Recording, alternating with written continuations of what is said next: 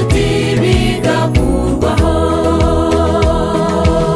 Ndamureba rwose nguriya araje, uwo twategereje ibihe byinshi. Nimumurebe nguriya araje, araje araje yitwa Uhoraho. Abagenzi mwese nimushire impundu, abizera namwe nimuvuze impundu. Imbabare zose zigiye kuruhuka. Nimumurebe nguriya araje, araje araje yitwa Uhoraho. Abagenzi mwese nimushire impundu, abizera namwe nimuvuze impundu. Imbabare zose zigiye kuruhuka. Nimumurebe nguriya araje, araje araje yitwa Uhoraho.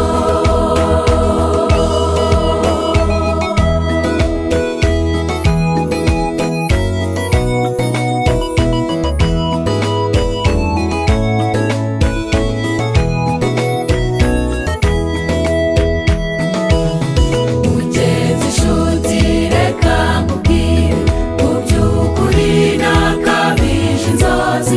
Iminsi isigaye ni mike cyane, ibyo ubona byose bigakurwaho.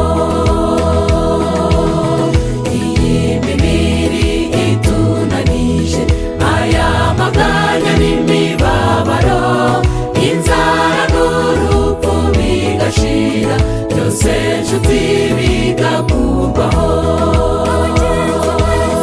Abagenzi mwese nimushire impundu, abizera namwe nimuvuze impundu.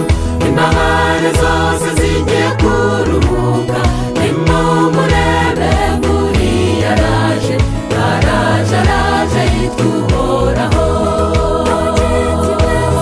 Abagenzi mwese nimushire impundu, abizera